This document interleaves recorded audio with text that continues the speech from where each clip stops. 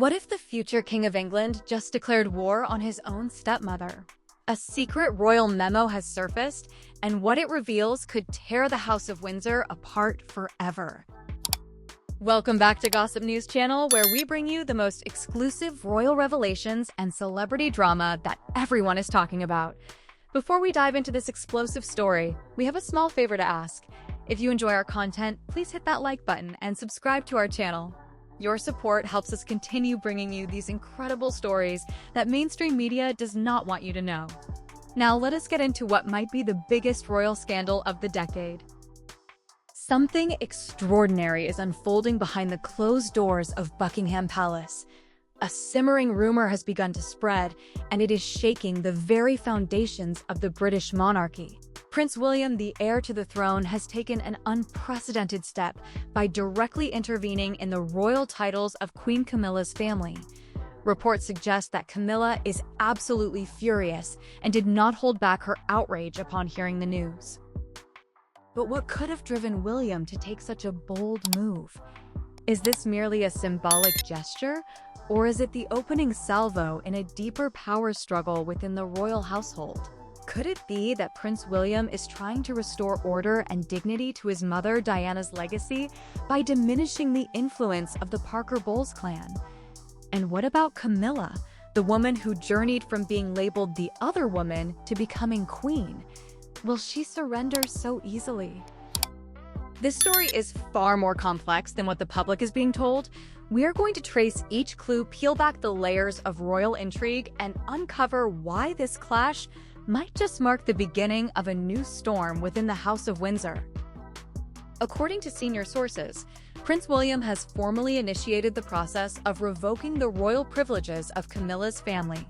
This includes ceremonial titles, status references, and informal access that Camilla had quietly secured for her children and grandchildren over the years. Although Camilla's relatives were never in the official line of succession, their growing presence in royal circles frustrated traditionalists and infuriated William and Kate behind the scenes. Now, how did Camilla react? Explosively, furiously. Multiple sources report that Camilla erupted in rage, bursting into tears, shouting at staff, and labeling the directive a deliberate public humiliation. One witness overheard her yell that she had spent decades earning her place, and now he is erasing her and her family with one stroke. It was not just that her grandchildren were barred from royal ceremonies, her entire legacy was being severed from the crown. Despite her role as queen consort alongside Charles, the timing makes this even more striking. With King Charles facing mounting health concerns and William taking on more public duties, this decision seems to offer an early glimpse of William's reign, a leaner, stricter monarchy free of controversy and personal favoritism. Camilla views this as more than a policy shift. It is a personal betrayal, and behind palace walls, a quiet struggle is unfolding, not just over titles, but for the monarchy's very survival. Camilla Parker Bowles has played a long game for years. No one expected her to become queen, let alone one of the most powerful women in the monarchy. Vilified by the public, dismissed by royal traditionalists, and forever branded as the woman who came between Charles and Diana, Camilla not only secured her own crown, but began building an empire around it through calculated silence, steadfast loyalty, and impeccable timing. That empire extended beyond herself. It gradually encompassed her children, Tom Parker Bowles and Laura Lopes, and then her 5 grandchildren, none of whom carry a drop of royal blood, but all of whom began appearing in royal settings, raising eyebrows behind the scenes. Tom and Laura, Camilla's children from her former marriage to Andrew Parker Bowles, were initially obscure in royal circles. They lived quietly, rarely appeared in press photos, and held no formal roles within the royal family. But after Camilla married Charles in 2005, and especially as her public image softened in the 2010s, subtle changes emerged. These began with special access, private invitations to royal residences, participation in high-security family events, and even appearances at major public ceremonies, albeit on the sidelines. Camilla's children received no formal titles, but were granted quiet advantages. Staff began referring to them as the Queen's family, and courtiers were instructed to include them in certain royal documents, guest lists, and ceremonial protocols. According to a former royal aide, it started subtly. A name on a list here, a seat closer to the front there. But then, in the blink of an eye, they were treated as part of the royal inner. Her boldest move came during King Charles's coronation, when her grandsons Gus and Louis Lopes and Freddie Parker Bowles served as pages of honor. These roles were traditionally reserved for royal descendants or sons of dukes. The decision stunned some insiders. One courtier explained that the coronation was a line in the sand. It was not just about respect for Camilla. It was a clear signal that her family had arrived.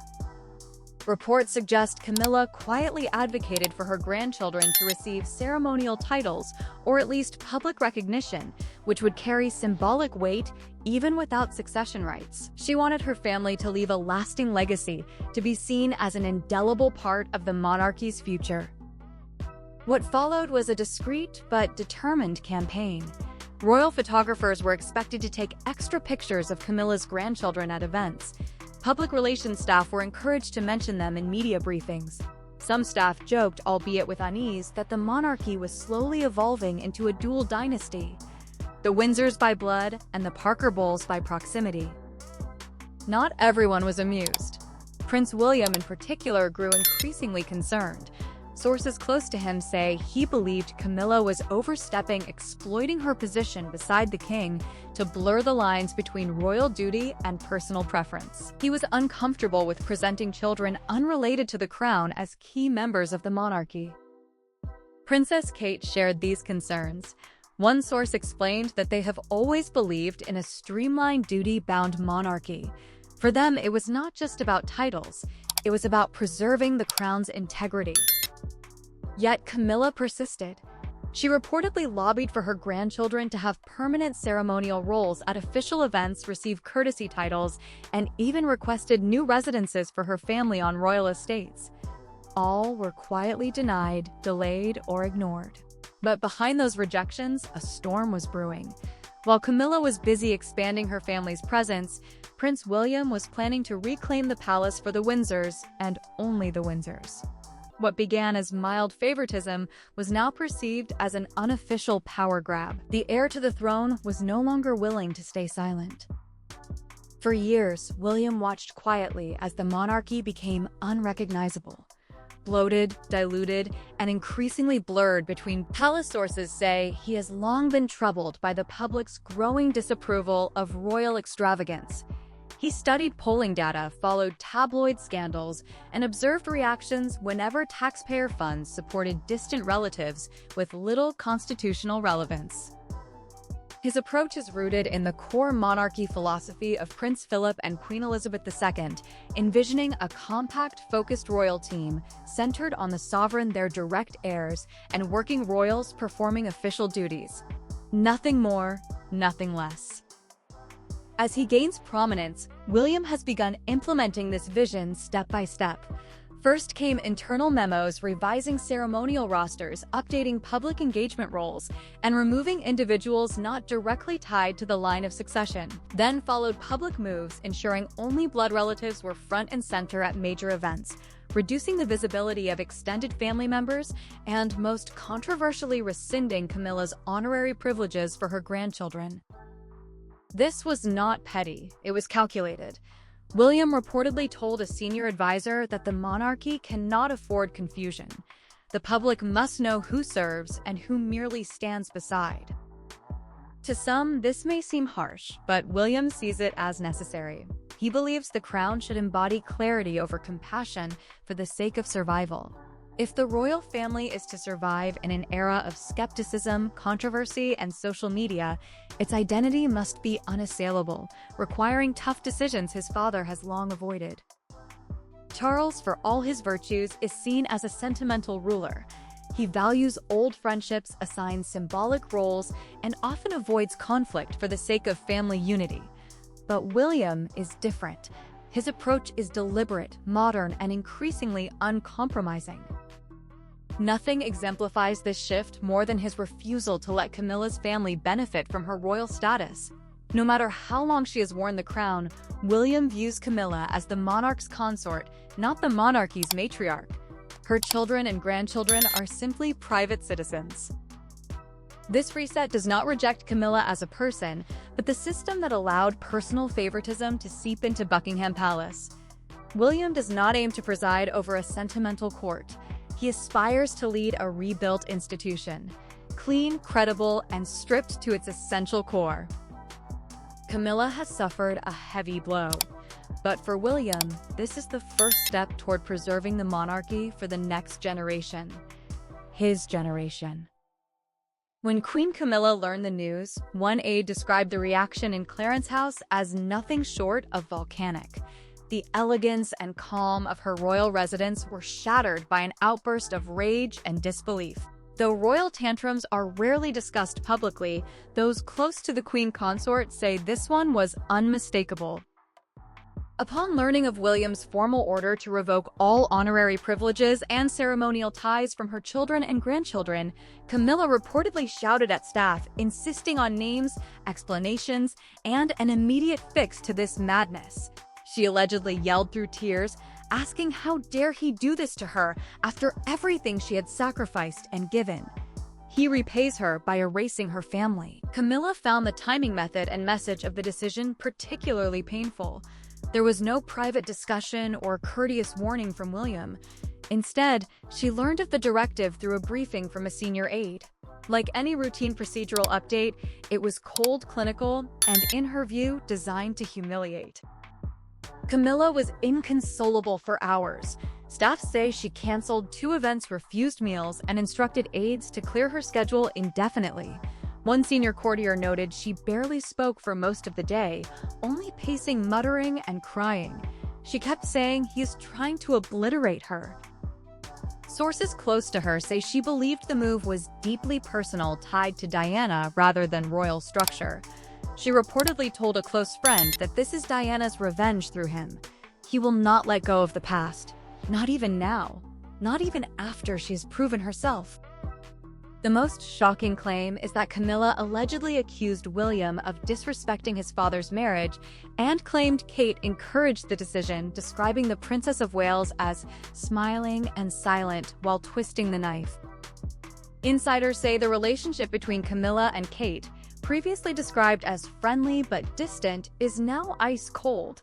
Camilla reportedly refused to make eye contact with Kate at a recent joint royal engagement, acknowledging her only briefly in public or behind the scenes. The message was clear. You stood by and let this happen. Even Charles, who has often balanced roles as peacemaker and monarch, was reportedly rattled by his wife's breakdown. One aide overheard Camilla shouting at him privately that his son has humiliated her before the entire country and asking if he is going to let him get away with it. Charles, torn between devotion to his wife and his son's growing authority, offered no immediate response. Some insiders suggest Camilla was more hurt by this silence than by the decision itself. She expected Charles to intervene. One courtier said that deep down, she knows William's influence is growing and that Charles is already preparing to cede more power to him. Camilla saw this as more than a matter of access and honors. It was about legacy, the belief that she had finally been accepted, not just as queen, but as an indelible thread in the fabric of royal history. Now that thread is being snipped, one ceremonial cut at a time. Following William's bold decision to suspend royal privileges for Camilla's family, the monarch finds himself entangled in the bitterest fight of his reign. A quiet but devastating war between his son and his wife. Palace insiders say the fallout is tearing him apart. Charles has always been guided by heart rather than confrontation.